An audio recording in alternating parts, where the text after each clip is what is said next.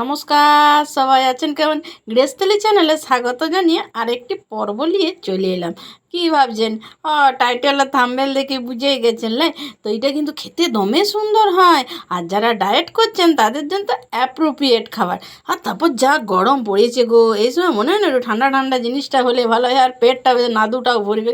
তো আমি এইখানে সেজন্য 500 গ্রাম দই নিয়ে নিচ্ছি। ওই জলমল ঝরানোর কোনো দরকার নেই।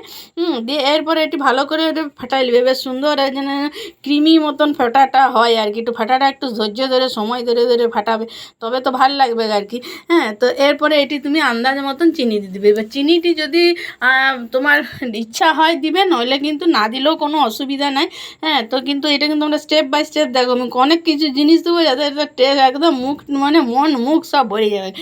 এরপর তুমি এটি আন্দাজ মতন তুমি এটি বিট লবণ দিয়ে দিবে। হ্যাঁ, আর এখানে তুমি তুমি যেরকম ঝালটি পছন্দ করো সেই রকম অনুযায়ী তুমি এখানে দিবে। এরপর তুমি ওই এক চামচের মতন, আর যেটি মাস্ট সেটি দিবেই আর কি, এটা জিরা ভাজা গুঁড়া।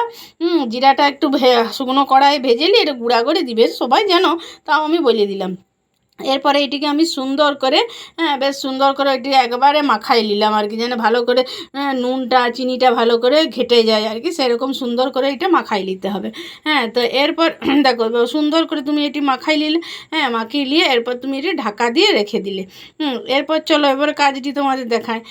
এই দেখো আমি লিচি কিটি বলতো মাখানিটি, এইটি করবো। তোমরা তো অনেক কিছু রায়তা খেয়েছো লাই, তারপর মাখানার রায়তা খেয়ে দেখো। এরপর দেবে শুকনো একটি কড়াই লিচে, কিচ্ছু দিই নাই।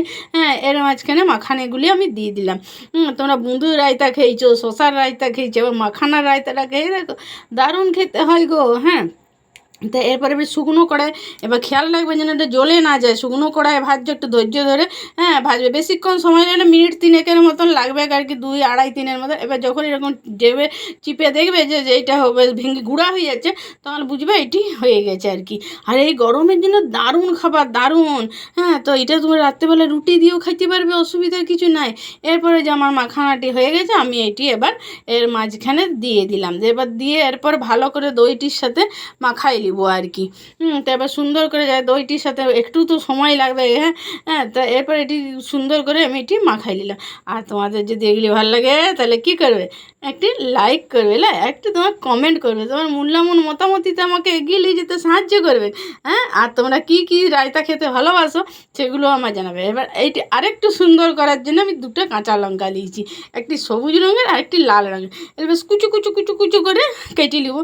হ্যাঁ, আমি এখানে কাঁচি দিয়ে কাটছি, তোমরা যদি বটি দিয়ে কাটো তাই কাটবে, বা ছুরি দিয়ে কাটো।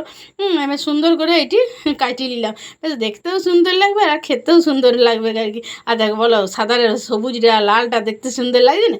হ্যাঁ, তো এখানে এবার এটা সুন্দর করে এটি মাখাই নিলাম। এরপর আরেকটি জিনিস দেবো যাতে শেষটা আরও সুন্দর হয়। দেখো ধনে পাতার আমি গোড়াগুলি কাচিয়ে রেখে দিয়েছি। এরপর এইটি ধনে পাতাগুলি আমি কুচি কুচি করে কাচিয়ে দিলাম।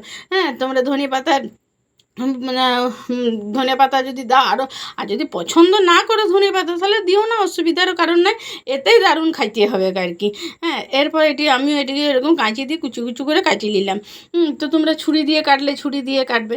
হ্যাঁ, আর যদি তোমরা ভাবো যেটা আমরা উপাস কাপাসের দিন করে খাবো, হ্যাঁ, সেক্ষেত্রে সন্দক লবণ দিবে আর কি, বিট নুন দিও না বা প্লেন নুন দিও না সেদিনে, যেটা দিয়ে তোমরা খেতে ভালোবাসবে সেটা দিয়ে খাবে। আর হ্যাঁ, এর মাঝখানে বলে রাখি, তোমরা কে কোথার থেকে দেখছো আমাকে কমেন্ট করে জানাবে। আর যদি এগুলো খুব ভালো লাগে তো পাশে যে সাবস্ক্রাইব বোতামটা সেটা টিপে দিবে, আর বেল ঘন্টাটা ডং ডং করে বাজাই দিবে, তাহলে তো আমি তোমার ঘরের একজন হয়ে যাবো।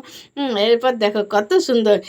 এরপরে এটিকে আমি ফ্রিজে রেখে দেবো মোটামুটি 1 ঘন্টা রাখলে এটা মাখানাগুলো বেশ সুন্দর আর কি, দইটা ঢুকে বেশ নরম হবে। এরপরে আরেকটু যাতে টেস্টটি বাড়ে সেই জন্য আমি আরেকটুখানি জিরা ভাজা গুঁড়াটা একটু উপর থেকে দিয়ে দিলাম, একটু গোলমরিচ গুঁড়াটা আরেকটু দিয়ে দিলাম, আর একটুখানি নুনটা আমার মনে হলে দিতে হবে। সেই জন্য একটুখানি বিট নুন দিলাম, এমনি নুন দিই না, বিট নুন দিলাম। তোমরা চাইলে এমনি নুনও দিতে পারো। তা এরপরে একটি লঙ্কা দিয়ে সুন্দর করে সাজাই দিলাম, দিয়ে এরপর এটি ফ্রিজে রেখে দেবো মোটামুটি 1 ঘন্টা পর এটা আমি আবার বার করব। আর দেখো 1 ঘন্টা পর বার করে নিয়ে চলে এলাম। তোমরা করো, খাও, আর গৃহস্থলী সোনাঝুরি বাজার থেকে যাও।